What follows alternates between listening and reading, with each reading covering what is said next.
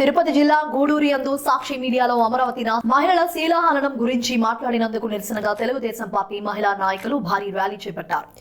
ఈ కార్యక్రమానికి గూడూరు శాసనసభ్యులు పాసిం సునీల్ కుమార్ సతీమణి పాసిం సంధ్యారాణి ముఖ్య అతిథిగా పాల్గొని తెలుగుదేశం పార్టీ మహిళా నాయకులతో కలిసి వాటర్ ట్యాంకు నందున్న డాక్టర్ బిఆర్ అంబేద్కర్ విగ్రహంకు పూలమాల వేసి నివాళులు అర్పించి అనంతరం ర్యాలీగా బయలుదేరి టవర్ క్లాక్ సెంటర్ చేరుకుని మహిళలు కించపరిచిన సాక్షి మీడియాను రద్దు చేయాలని నినాదాలు చేస్తూ సాక్షి దినపత్రిక ప్రతులను తగలబెట్టారు. అనంతరం ఆమె మాట్లాడుతూ అమరావతి రాజధాని దేవతల రాజధాని కాదు, వేశ్యల రాజధాని అంటూ మహిళలను కించపరిచేలా సాక్షి ఛానల్లో మాట్లాడటం సిగ్గుచేటన్నారు.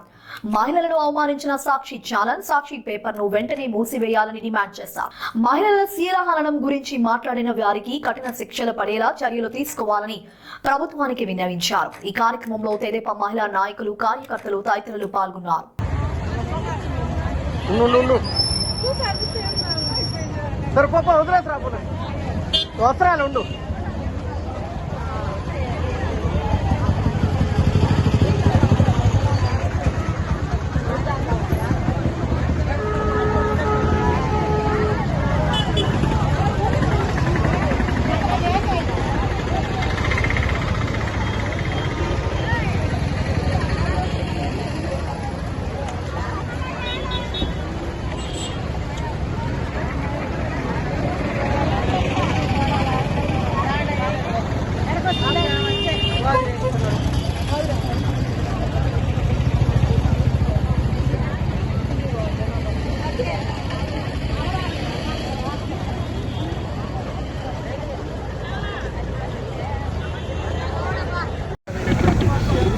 ముఖ్యంగా చెప్పాలంటే గత 4 దినాల నుంచి ముఖ్యంగా మహిళలు ఎంతో ఆందోళన, ఆవేశము, ఎంతో బాధతో నిండి ఉన్నారని చెప్పాలంటేనే చాలా బాధగా ఉంది.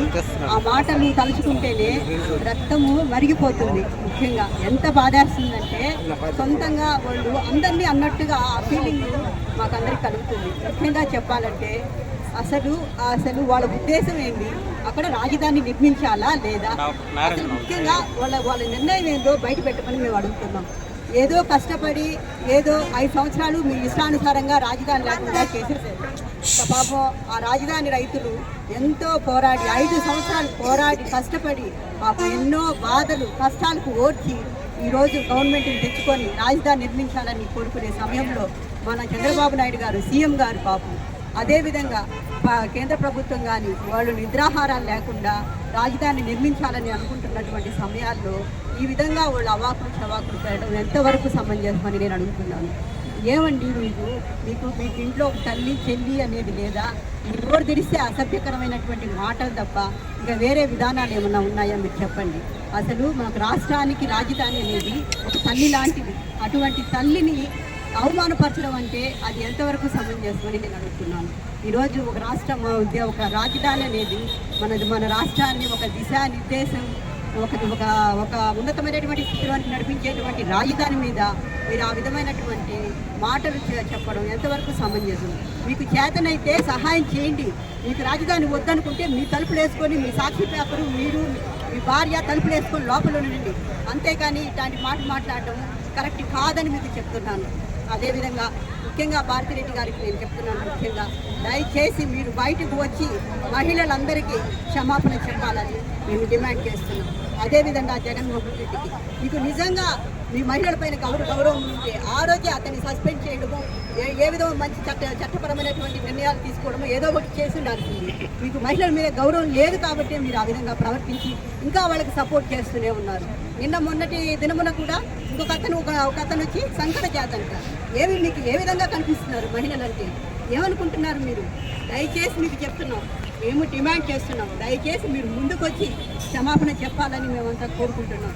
అదేవిధంగా మన చంద్రబాబు నాయుడు గారికి నమస్కరించి చెప్తున్నాను, సార్ మీకు దయించి ఇటువంటి మాటలు మాట్లాడే వాళ్ళకి కఠినమైనటువంటి చట్టాలను తీసుకొచ్చి ఇంకా బయటికి రాకుండా ఇంకొక వ్యక్తి మాట్లాడకుండా దయచేసి మీరు సెంట్రల్ గవర్నమెంట్ నుంచి కూడా మంచి చట్టాలను తీసుకొచ్చి వీళ్ళకి మంచి కఠినమైన శిక్షలు ఇవ్వాలని కోరుకుంటూ, ఇంకా ఎవరు మాట్లాడకుండా చేయాలని కోరుకుంటూ, మా ఒక మంచి రాజధాని ఇవ్వాలని కోరుకుంటూ ఈ అవకాశం ఇచ్చినటువంటి పెద్దలందరికీ ముఖ్యంగా చూశారు కదండి, మహిళలు స్వచ్ఛందంగా వచ్చి సపోర్ట్ చేశారు.